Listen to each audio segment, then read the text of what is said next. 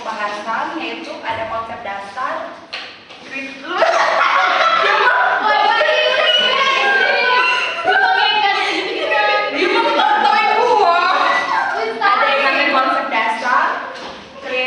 kriteria penjadwalan dan algoritma penjadwalan. Di sini juga kita memiliki tujuan, yaitu memahami tentang konsep dasar, memahami kriteria.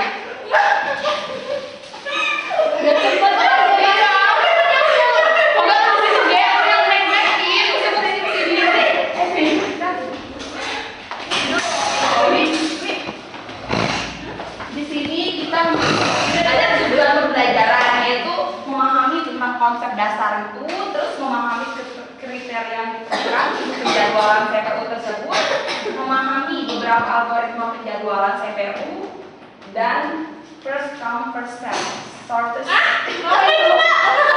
Ya, yang dari sini dan selanjutnya kita akan memasuki pembahasan pertama, yaitu konsep dasar. Pada konsep dasar ini, yaitu pada sistem programming sama terjadi beberapa proses berjalannya suatu waktu. Sedangkan pada unprogramming hal ini tidak akan terjadi karena hanya ada satu proses yang berjalan pada satu tertentu. Sistem multiprogramming diperlukan untuk memaksimalkan utilitas CPU. Baca Gembar. Pada saat proses ini dijalankan, terjadi yang namanya siklus eksekusi. Siklus eksekusi CPU dan menunggu I/O yang disebut dengan siklus CPU I/O atau bars. Di sini dapat kita lihat pada gambar 4.1 tentang penjadwalan CPU. Di sini kan ada waiting-nya, output, waiting first ini dan selanjutnya ya. Nggak bisa udah sendiri. Di sini juga ada penjadwalan yang bentuk diagram, histogram atau CPU bar seperti ini. Selanjutnya, yang kedua, penjadwalan CPU ini pada saat suatu proses dieksekusi terdapat banyak CPU bars yang pendek dan terdapat sedikit CPU bars yang panjang. Jadi dia ada yang pendek dan ada yang panjang.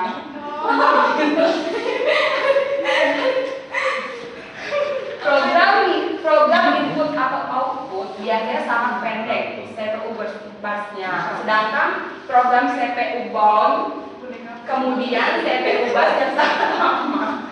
Jadi dia prosesnya ada yang begitu pendek dan ada yang begitu lama. Pak Diora mau ketawa ya Pak.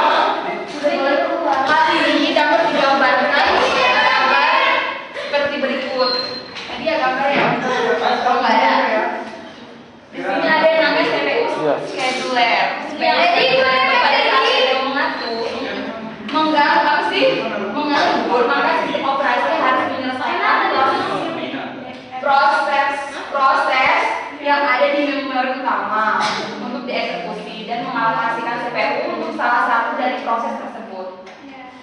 Seleksi semacam ini disebut dengan yang namanya short term scheduler atau CPU scheduler. Di sini CPU scheduler itu mempunyai keputusan yang ada 4, yaitu yang pertama apabila proses berpindah dari keadaan running ke waiting. Jadi dari keadaan jalan ke tunggu. Yang kedua, apabila proses berpindah dari keadaan running ke ready. Jadi dari running jalan sampai udah siap gitu. Yang ketiga, apabila proses berpindah dari keadaan waiting ke ready. Jadi sebaliknya. Dan sini apabila model penjadwalan banyak banget kan? Coba apabila model penjadwalan ini menggunakan keadaan satu dari 4 yang tadi, maka penjadwalan semacam ini disebut dengan non-preemptive. Sebaliknya demikian. Sedangkan pada saat non-preemptive, jika suatu proses sedang menggunakan CPU, maka proses tersebut akan tetap membawa CPU sampai proses tersebut dilepaskannya atau berhenti dalam keadaan waiting. Gila masih banyak tadi. Mbak tolong bacain cepetan Pak. Gue ini baca gue singkat loh, yang pakai kan presentasi ya Pak. Ya lihat kamera deh. Primitive scheduling ini memiliki kelemahan. kelemahan. Kelemahannya itu ada yang namanya biaya yang dibutuhkan sangat tinggi, antara lain harus selalu dilakukan perbaikan data. Hal ini jika suatu proses ditinggalkan, maka akan segera dikerjakan proses yang lainnya. Di sini ada yang namanya dispatcher. Dispatcher itu suatu model yang akan memberikan kontrol pada CPU terhadap penyelesaian proses yang dilakukan selama short-term scheduling. Di sini memiliki fungsinya itu seperti yang di sini ya. Anda lihat sendiri kan saya. Next. Di sini ada yang kita namanya kriteria penjadwalan. Kriterianya itu ada yang namanya CPU utilization, yang diharapkan agar CPU selalu dalam keadaan sibuk. Yang kedua ada yang namanya throughput, yaitu banyaknya proses yang selesai dikerjakan dalam satu satuan waktu. Yang ketiga ada yang namanya turnaround time, atau banyak waktu yang diperlukan untuk mengakses proses dari mulai menunggu untuk menyita tempat di memori utama sehingga menunggu ready eksekusi oleh CPU dan mengerjakannya ya. Terus yang keempat ada yang namanya waiting time, yaitu waktu yang diperlukan oleh suatu proses untuk menunggu proses ready. Yang kelima ada yang namanya response time, yaitu waktu yang dibutuhkan oleh suatu proses dari meminta dilayani hingga pada respon pertama yang menanggapi permintaan tersebut. Terus ada yang namanya finance, yaitu meyakinkan bahwa tiap proses akan mendapatkan pembagian waktu penggunaan CPU secara terbuka.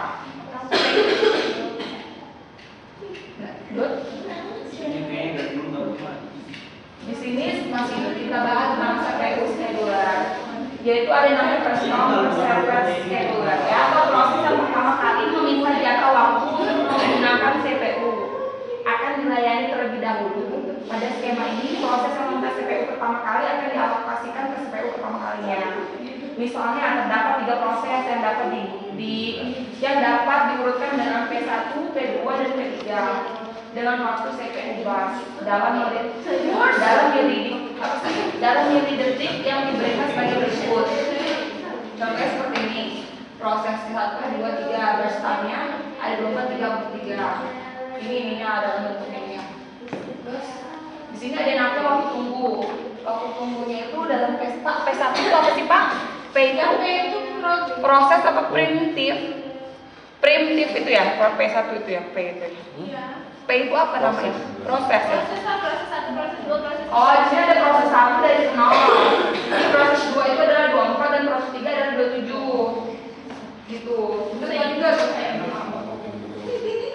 di sini ada waktu tunggu sekarang untuk P1 adalah ini kelanjutan yang tadi loh, itu yang sebelumnya tuh yang dijelasin. Iya. P1 adalah 6, P2, P3 gitu ya. Di sini ada masih ini ya, dia terdapat 2 skema. Apa namanya shorter job first itu jadi first ya kan udah yang tadi selanjutnya. Di sini ada 2 skema, yaitu ada non primitif dan primitif. Kalau non primitif itu bila CPU diberikan pada proses, maka tidak bisa ditunda sampai CPU selesai.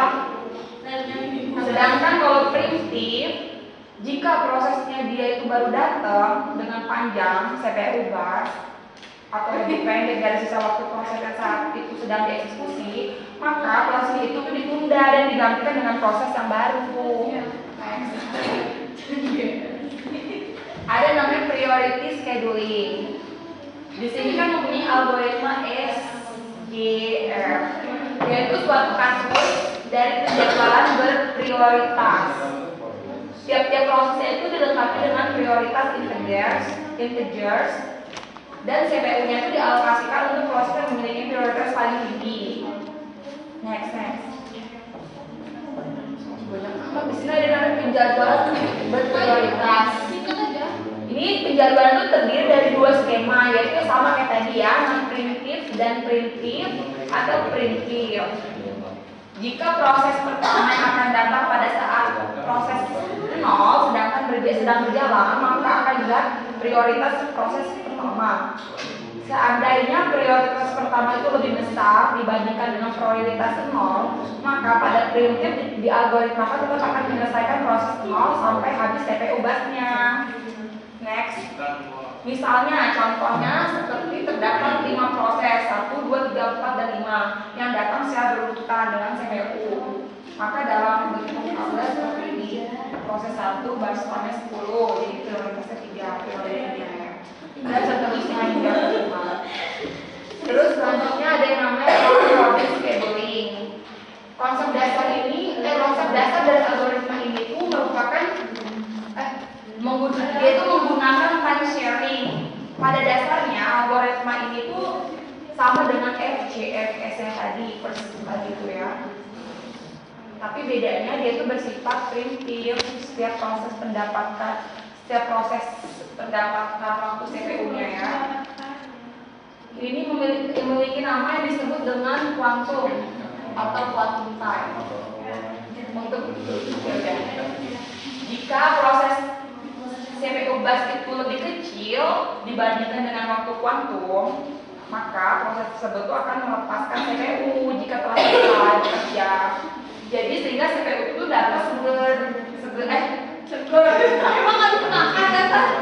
jadi proses CPU tersebut itu dapat segera digunakan oleh proses selanjutnya dan sebaliknya. Terima kasih. Thank you. Pak, bapak ini diem-diem fotoin saya ya Pak ya.